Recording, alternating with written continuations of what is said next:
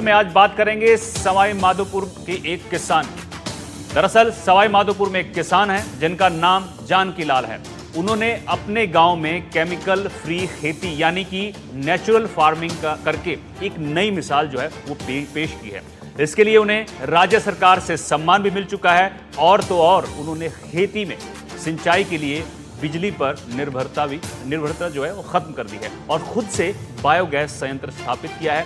प्रेरणा से भर देने वाले इस किसान पर हमने एक रिपोर्ट तैयार की है। सवाई माधोपुर से हमारी ये खास रिपोर्ट आप देखिए।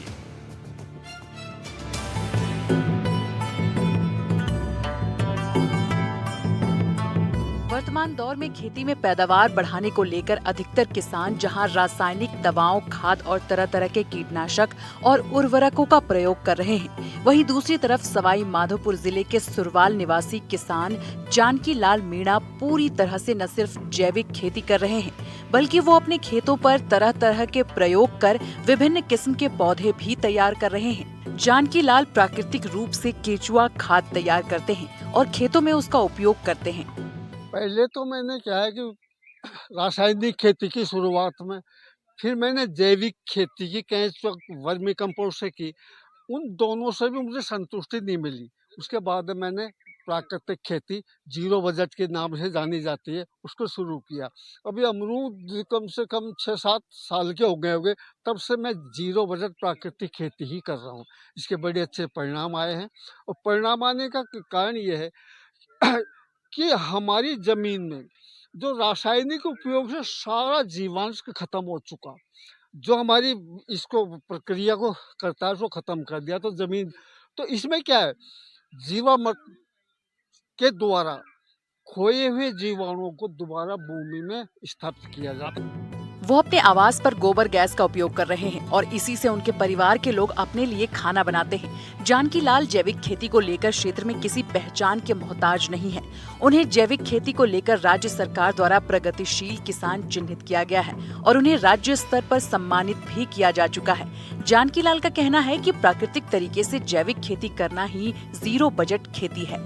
जीरो बजट खेती वह साहब कि इसके अंदर गांव का पैसा गांव में रहे, बल्कि शहर का पैसा गांव में आए, देश का पैसा देश में रहे, न कि विदेशों में जाए, और बिना पर्यावरण को नुकसान पहुंचाए, बिना प्रकृति को नुकसान पहुंचाए जो खेती के कृषि कार्य हैं वो किए जाते हैं। और इसमें क्या है, जीरो बजट इसलिए है कि इसमें कोई भी खर्चा है वो कहीं से लाने की ज़रूरत नहीं है, आपको शहर या बाजार जाने की जरूरत नहीं है। जिन चीज़ों की आवश्यकता है वो सारी चीज़ें यहीं से प्राप्त है। मतलब जो खेत में पैदा हो रहा है उसी के माध्यम से जो खेती कर रहे हैं उसी के माध्यम से कर रहे हैं आप। तो इसके अंदर क्या है, कुछ जीरो बजट खेती के अंदर जीरो बजट इसलिए कि जो मुख्य फसल है उसमें कतारों में या मिलाकर जो फसलें बोई जाती है, तो खर्चा जो हुआ है ना थोड़ा बहुत वो उसे निकल जाता है और मुख्य फसल वो बोनस के रूप में किसान के पास में रह जाती है। और दूसरा फायदा ये है, जमीन सुधर रही है, उर्वरा शक्ति बढ़ रही है, तो और भाव साधारण से। तो आपका कहना है कि लोगों को नेचुरल खेती से जुड़ना चाहिए? बिल्कुल जुड़ना चाहिए और जुड़ना पड़ेगा आखिर में। उनका कहना है कि खेत में पैदा होने वाली फसलों के माध्यम से बिना कोई अतिरिक्त खर्च किए पैदावार करना और पैदावार बढ़ाना ही जीरो बजट खेती है। जीरो बजट खेती के माध्यम से खेत का पैसा खेत में ही, गांव का पैसा गांव में और देश का पैसा देश में रखा जा सकता है। उनका कहना है कि जैविक खेती से प्रकृति को भी कोई नुकसान नहीं होता और पैदावार भी बढ़ती है। जीरो बजट प्राकृतिक खेती आप कर रहे हैं, आपके द्वारा यहाँ घर पर वो भी लगाया गया है, गोबर गैस का प्लांट भी लगाया गया है, नेचुरल केचुआ खाद भी आप तैयार कर रहे हैं। तो केचुआ खाद जो इस खेती में काम आती है उसमें रासायनिक खाद के द्वारा जो खेती है कितना फर्क है इनमें, और जो गोबर गैस आप तैयार कर रहे हैं किस तरीके से काम करता हो? फर्क तो इतना है कि साहब अब रासायनिक खेती से भी ज़्यादा पैदावार बढ़ गई है 4 साल के बाद में, वो पीछे रह गई है कि वो खर्चा बिल्कुल भी नहीं है। उसमें खर्चे के बावजूद वो नुकसान वाला मामला है और ये 100% प्रॉफिट का मामला है। तो आप ये कह रहे हैं कि जो रासायनिक खादों से जो खेती की जाती है उसमें कहीं न कहीं लोगों के स्वास्थ्य के साथ कहीं न कहीं खिलवाड़ है। आप जिस तरीके से खेती कर रहे हैं नेचुरल तरीके से, स्वास्थ्य के लिए भी लाभदायक है, लोगों को भी जागरूक आपके द्वारा किया जा रहा है, आसपास के लोगों को। तो इसमें क्या है कि पर्यावरण और प्रकृति को बचाने में इसका बड़ा योगदान है। इसमें हमारे खेतों की जैविक उर्वरक शक्ति है, वो खोई हुई को वापस करके अब ये बढ़ाने का काम किया जा रहा है। और इससे एक बात है कि रासायनिक मुक्त होने से ये स्वास्थ्य के लिए, पर्यावरण के लिए ये बहुत अच्छी खेती है। जिस तरीके से आप बता रहे हैं कि आप लगातार लोगों को जागरूक कर रहे हैं, सरकार की तरफ से आपको सम्मानित भी किया गया है नेचुरल खेती को लेकर। सन 8-9 या 9-10 के अंदर मुझे इस खेती के अंदर सीएम द्वारा जिले का प्रथम काश्तकार के रूप में सम्मानित किया गया है। अभी तक कितने लोगों को ट्रेनिंग दे चुके हैं? कम से कम विभागीय लोगों को तो हजारों को दे चुका मैं, मगर पर्सनल तौर पे भी जो चाह रहे हैं जिनकी इच्छा है। कौन कौन से ऐसे पौधे हैं जो तैयार किए गए हैं आपके द्वारा?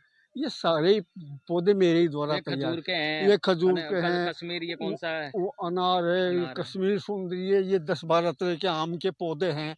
मैं सारी इस पे लगा हुआ हूँ, पूरी तरीके से लगे हुए हैं। पूरे तरीके लगा हुआ हूँ। और मैं ये देख रहा हूँ कि बिना रसायन के प्रकृति की सहायता से इनमें कितनी सफलता मिलती है। ये मेरा रिसर्च चल रहा है। खेती के साथ साथ वो यहाँ पर कई प्रकार के पौधे भी तैयार कर रहे हैं। उन्होंने अपने खेत में कुंभकार नींबू लगाया है। नींबू की ये प्रजाति मुख्य रूप से पाकिस्तान में पाई जाती है। नींबू के अलावा और वो बहुत कुछ अपने खेत में उगा रहे हैं। कुछ ऐसे होती है जीरो बजट खेती। कुंभकार नींबू के पौधे किसान ने लगाए। सऊदी अरब के खजूर के पौधे यहाँ तैयार हो रहे हैं। विभिन्न किस्म के आम अमरूद के पौधे तैयार हो रहे हैं। अलग अलग प्रकार के देशी विदेशी पौधे तैयार हैं। जानकी लाल लोगों को कर रहे जागरूक। किसान अपने घर पर बनाते हैं गोबर गैस, खुद से बनाते हैं केचुआ खाद। जैविक खेती की फसल स्वास्थ्य के लिए लाभदायक होती है। जैविक खेती जमीन के लिए भी वरदान साबित होती है। कृषि अधिकारियों का कहना है कि जैविक खेती को लेकर किसान को ट्रेनिंग भी दी जा रही है। यहाँ पर सैकड़ों किसानों को जैविक खेती की ट्रेनिंग दी जा चुकी है। जानकी लाल खुद निजी स्तर पर भी किसानों को जागरूक कर रहे हैं और किसानों को जैविक खेती से जोड़ने का प्रयास कर रहे हैं। एक बार बर्डपुर कृषि विभाग ने हमें ट्रेनिंग भेजा था, तो महाराष्ट्र से सुभाष पालेकर जी वहाँ ट्रेनिंग के लिए आए थे बर्डपुर। तो वहाँ 3 दिन हमने ट्रेनिंग किया, तो उसी से उन्होंने ये जहन में बिठा दिया। तब हमारा प्रयास जारी और अच्छी सफलता मिली। अभी कौन कौन से पौधे तैयार किए हैं? अभी ये है ना, वहीं से देखो, अब चीकू है, वो मौसमी है, नींबू है, माल्टा है, चीकू है, खजूर है, 3 तरह की बेर है जिसमें वो कश्मीर सुंदरी नाम की बेर वो भी है। आम की 12 वैरायटियाँ मौजूद है, अनार है, सीताफल है, काफी अच्छी। और ये जो अमरूद के पौधे हैं। जानकी लाल का कहना है कि किसानों को जैविक खेती की तरफ ध्यान देना चाहिए ताकि रासायनिक उर्वरकों से निजात मिल सके। उनका कहना है कि रासायनिक उर्वरकों के प्रयोग से खेती की जमीन धीरे धीरे बंजर बन जाती है। रासायनिक खाद के लिए तो जाओगे, ये पोटाश लो, वो जिंक लो, वो नाइट्रोजन लो, वो इसमें जिंक नहीं है। इसके सारे पोषक तत्व, सूक्ष्म पोषक तत्व प्रकृति से ही उपलब्ध किए जाते हैं। वैसे किया जाए देसी गाय के गोबर के अंदर ये सारे पोषक तत्व उपलब्ध। तो आपके द्वारा जो ये ऑर्गेनिक खेती, पूरी तरीके से ऑर्गेनिक खेती की जा रही है यहाँ पर? बिल्कुल 100%। लोगों को ट्रेनिंग भी देते हैं आप? हाँ, अब तक कितने लोगों को ट्रेनिंग दे चुके हैं? कम से कम जहाँ भी जो डिपार्टमेंट ट्रेनिंग तो है ही, फिर भी व्यक्तिगत कम से कम 5-50 आदमियों को मैं इस लाइन में डाल दूँ। महंगे यूरिया से जेब पर पड़ रहे भार और फसल को हो रहे नुकसान को लेकर जिले के सुरवाल गांव के किसान ने खुद बायोगैस प्लांट स्थापित कर महंगाई में बचत करने का निदान भी निकाला है। साथ ही उनके इस अनूठे प्रयोग से अब उनकी खेती उनके लिए वरदान साबित हो रही है। बायोगैस प्लांट स्थापित करने से न सिर्फ उनका मुनाफा बढ़ा है, बल्कि उनकी फसल का केमिकल युक्त खाद से बचाव भी हो रहा है और पैदावार भी अच्छी हो रही है। बायोगैस से इंजन चलाकर वे उसी से अल्टरनेटर चलाकर बिजली पैदा करते हैं। ऐसे में उनकी दूसरों पर निर्भरता कम होने के साथ ही खेती करने में लागत भी कम हो गई है, जो उनके लिए वरदान साबित हो रही है। जानकी लाल करीब 20 सालों से अपने घर में प्लांट का प्रयोग कर रहे हैं। तो अभी आपके द्वारा गोबर गैस का भी बनाया जा रहा है, तो क्या किस तरीके से काम करती है और क्या आपका जो चूल्हा है, गैस का चूल्हा, वो इसी से चलाते हैं आप लोग? हाँ, उसी से चलता है सर। और ये प्राकृतिक, इसमें क्या है, कोई सिलेंडर की आवश्यकता नहीं, बिना खर्चे का। और संपूर्ण परिवार के लिए पूरा खाना, दूध, राबड़ी, दूध सारा उसी से तैयार होता है। खेद खाद भी तैयार आपके द्वारा किया जा रहा है नेचुरल तरीके से, केचुआ के द्वारा किस तरीके से तैयार होता है ये? अच्छा, इस तरह से तैयार होता है सर कि जीवामृत बनाया जाता है। अब 10% के हिसाब से जब टेम्परेचर जब ठंडा हो जाता है, 10% के हिसाब से जीवामृत का सब छिड़काव किया जाता है। तो जीवामृत एक ऐसी चीज़ है कि 10 से 15 फीट तक जो ज़मीन में अंदर कैच में है ना, वो भी उससे प्रभावित होकर के ऊपर आते हैं और वे मौसम के अनुसार ठंडे मौसम में अपना कार्य करते रहते हैं। कृषि विभाग से नवाचार के बारे में जानकर वो यहाँ इसे सीखने आते हैं। उन्होंने बताया कि खुद बायोगैस संयंत्र स्थापित करने के बाद गांव में भी अन्य किसान भी बायोगैस संयंत्र स्थापित करने के लिए प्रेरित हो रहे हैं। जानकी लाल द्वारा सवाई माधोपुर जिले में जैविक खेती को बढ़ावा दिया जा रहा है। जानकी लाल लगातार आसपास के किसानों को जैविक खेती को लेकर जागरूक कर रहे हैं ताकि किसानों का जीरो बजट खेती की तरफ रुझान बढ़ सके। केंद्र और राज्य सरकार द्वारा भी विभिन्न योजनाओं के माध्यम से जीरो बजट खेती और जैविक खेती को बढ़ावा दिया जा रहा है, जिसे सुरवाल के जानकी लाल द्वारा हकीकत में बदल दिया गया है।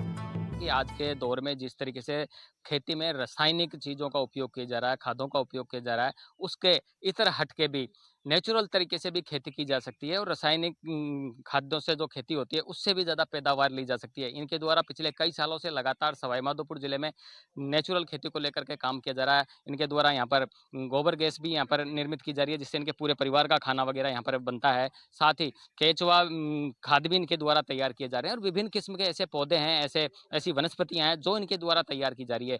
न सिर्फ ये खुद के लिए खेती कर रहे हैं बल्कि कई ऐसे आसपास के जो किसान हैं उनको भी इनके द्वारा जागरूक किया जा रहा है और लगातार नेचुरल खेती से जोड़ने का इनके द्वारा प्रयास किया जा रहा है। राजस्थान सरकार द्वारा भी इनको इस मुहिम को लेकर के सम्मानित किया जा चुका है और लगातार इनका प्रयास अभी भी जारी है। बजरंग सिंह राजावत, NDTV, सवाई माधोपुर।